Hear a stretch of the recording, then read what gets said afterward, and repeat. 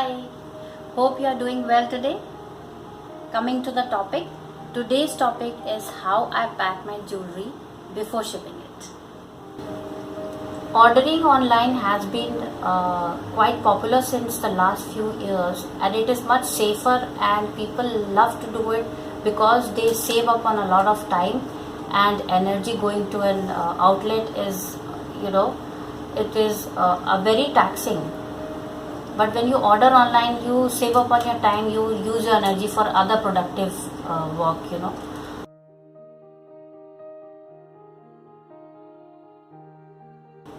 So the big question is, what happens after you order online? I am here to tell you today what happens when you place an order at Firefly Blinks, that is my jewelry store, on my Facebook page. All the jewelry which I have in-house is mostly showcased in my Facebook page, and I do that by posting pictures and videos of the same during the production, while it is in the making, or after they are finished. I have lots of pictures which are there, and when I post a new picture, I get an inquiry on the same. When I get an inquiry, we go to the inbox of my Facebook page. There we have a discussion as to how the customer wants his or her jewelry to be, whether it has to be customized or it has to be purchased as it is. Say if you are a client and if you want something customized from me, what you do is go to my Facebook page and click on the WhatsApp button there. After you do that, you are taken directly to my WhatsApp business account, and we have a conversation there as to how you want the customized piece. After we have had a thorough discussion as to what the client wants and how does she want it, we finalize on a design, on a jewelry set or a design which she is interested in, and then I share the payment details with her. It depends on the client whether she is comfortable at paying fully at the first go, or if she isn't, and if she's a first time customer, I offer a choice as to she can pay half the amount till the jewelry is made, and half later when I show her the jewelry after it is done. Keeping transparency is the main objective of my connecting with my clients personally, and also the main objective of posting this video. After the product is done, I show the finished product to the customer and ask for the approval. After the product is approved, what I do is connect with my shipping partner and arrange for the shipping. So after the shipping is arranged with my shipping partner, I connect with my client again and I send her all the details regarding the shipping, the package details, the airway bill number, also the picture of the package, so that she is satisfied as to how she will receive the package. So before the product is shipped, it has to be packed, and how I do it is what I'm going to show you in a moment.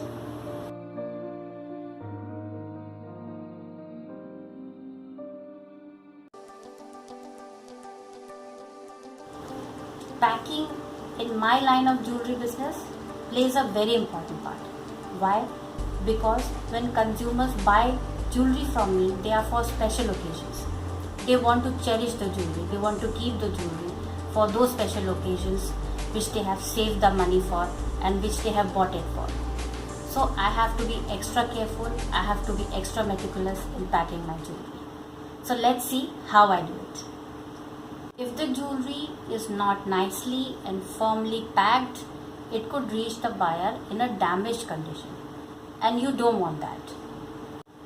Since jewelry is a luxury item, we need to pack our products immaculately in such a manner so that the products are not damaged by the time it reaches the consumer. Also, when he unboxes the package, he has a smile on his face.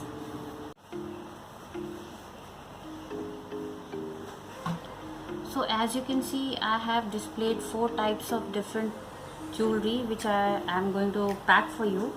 I'm going to show how I do the packing for all of these.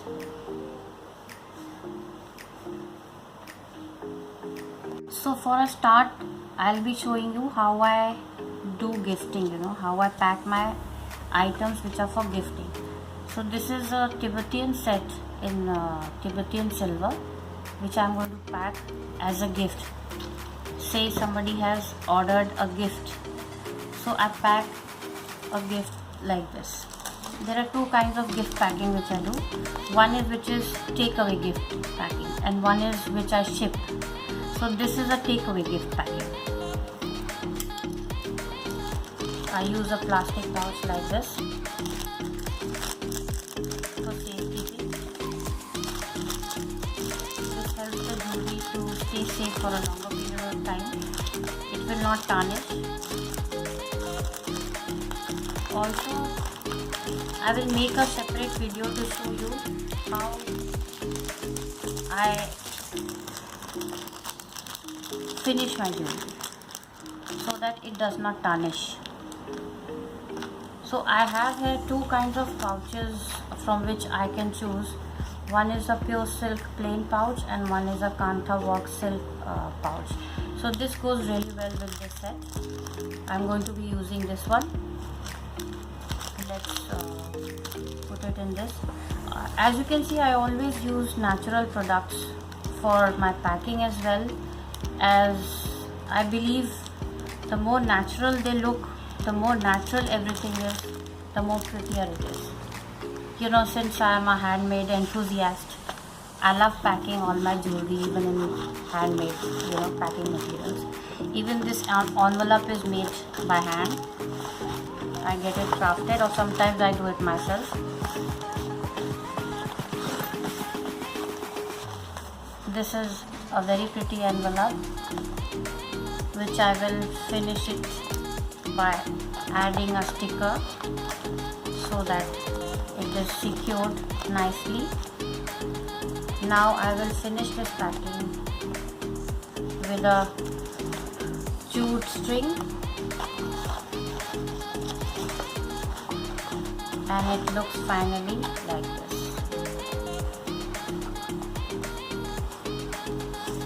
So this is the packing I use for people who live close by and who are my friends and who have ordered a gift from me.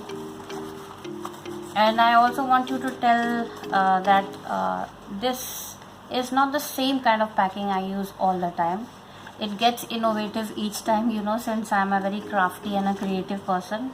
So I keep changing my packing. At this point of time, I use this.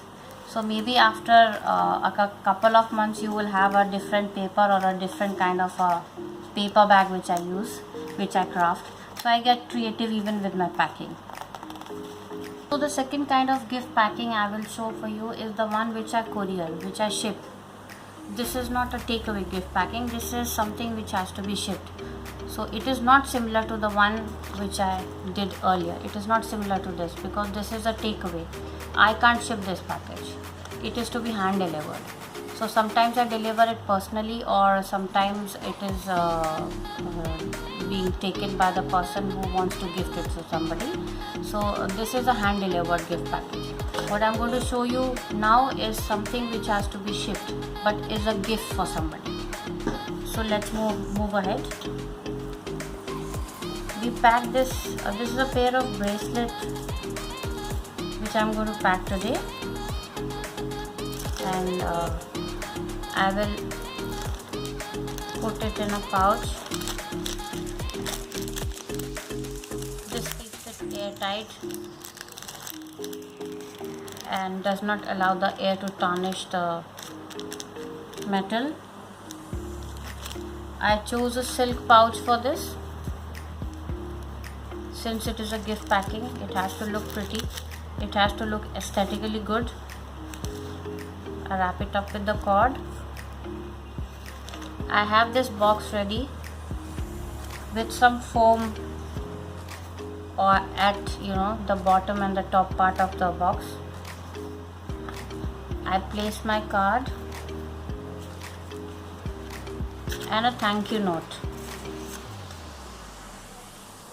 This is a thank you note from my side to you, but actually this thank you note could be a birthday note or a anniversary note or a Mother's Day note from the person who's gifting to the person who's going to receive it.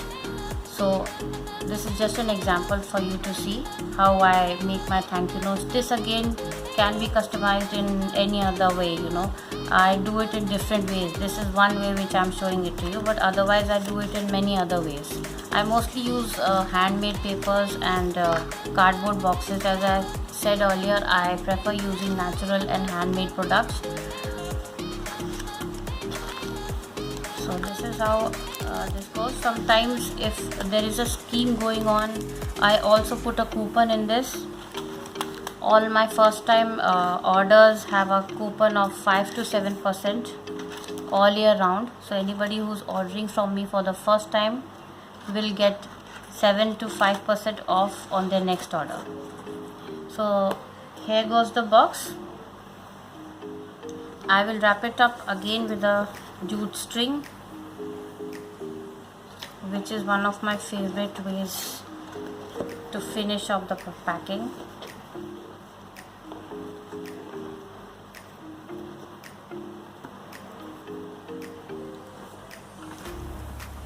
Now to keep this in place and also to brand my product, I use this branding sticker.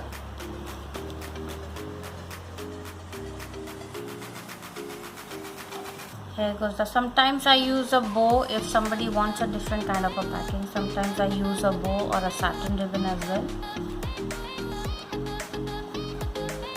Now this goes in a matching tag. Now after this is packed, the whole package is wrapped in a bubble wrap and finished off by a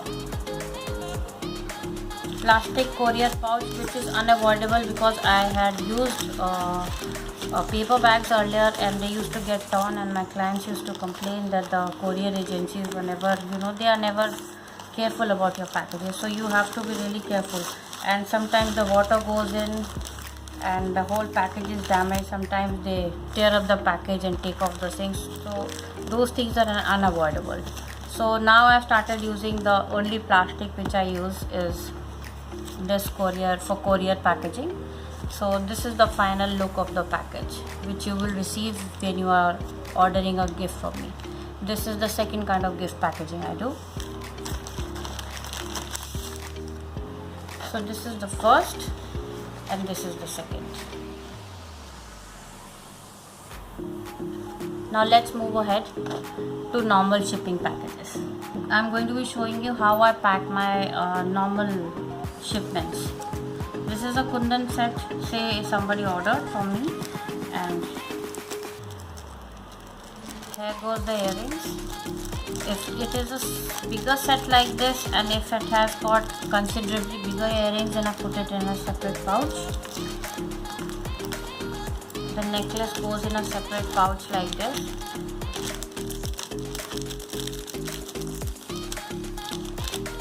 Firmly secured. I have used a normal pouch here. A normal cotton pouch is the best.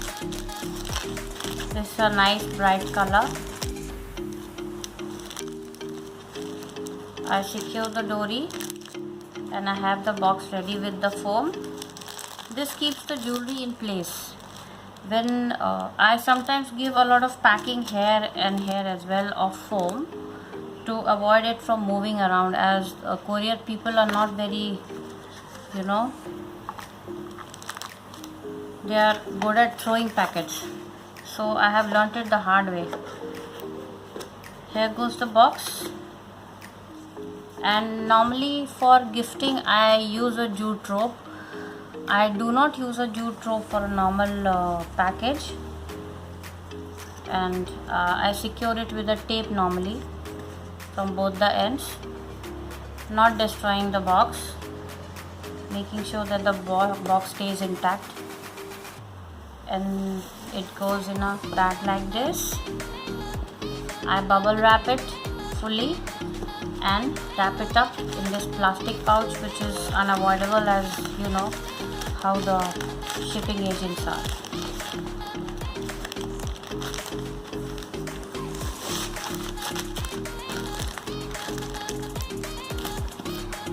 So here it goes. This is my normal package which is to be shipped. So the packages which you will receive will be like this when you order from me. The second kind of packaging I do for my normal packages is a very simple packaging which is very common with all the jewelry suppliers, but the only difference is I use a cotton pouch along with it.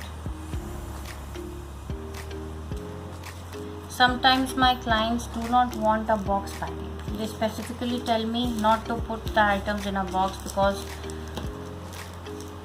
they cannot handle the box, I don't know, for whichever reason. So I pack these in a pouch like this.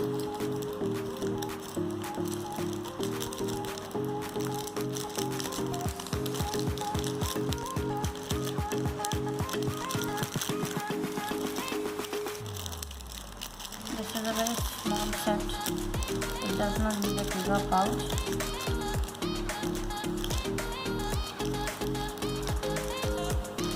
So here goes the set.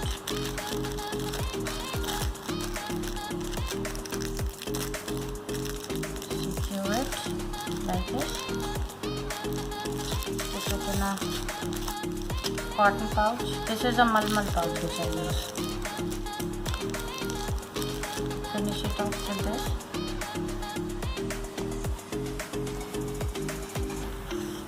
And I have here a zip pouch. This is something which is very good to keep your jewelry intact for a longer period of time, as it helps in keeping it airtight and it creates a vacuum inside the packing so that the tarnishing is minimal. So I forgot to put the card. Here goes my card, and maybe a coupon and a thank you note as always. And this is a lighter package. The shipping is lesser and it is mainly for the kind of jewelry which is not damaged easily. For the delicate jewelry I use a box packing like this, rather like this for shipping. But for the jewelry which is a little tough, I use this zip pouch. And finally I'm going to show you the gift packing. This is takeaway gift packing, which is hand to hand, and this is the gift packing which I use for the shipments. So I have all the 4 kinds of packages which I have done for you to show how I pack and ship my items. I hope you like my video.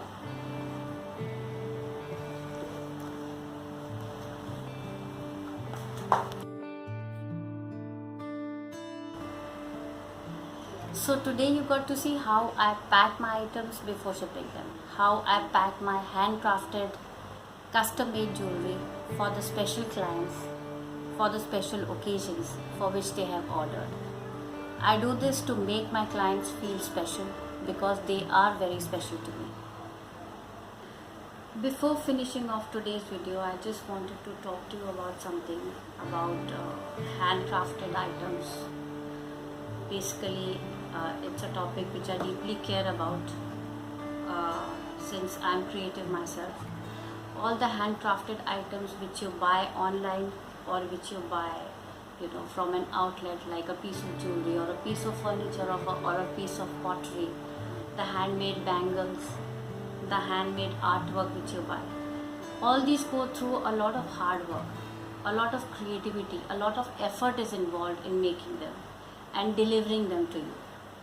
So I just wanted to tell you that everybody should learn to appreciate the effort and the hard work which is involved in creating a handcrafted piece of item. everything is so mechanical and everything is so technology based, but still this art is prevailing because people appreciate it. And I want to thank you all for appreciating all the handcrafted items which I sell, and which many vendors like me, which many suppliers like me are still selling and making, because creativity has no bounds, it is limitless. So be creative, appreciate creativity, and always buy handmade.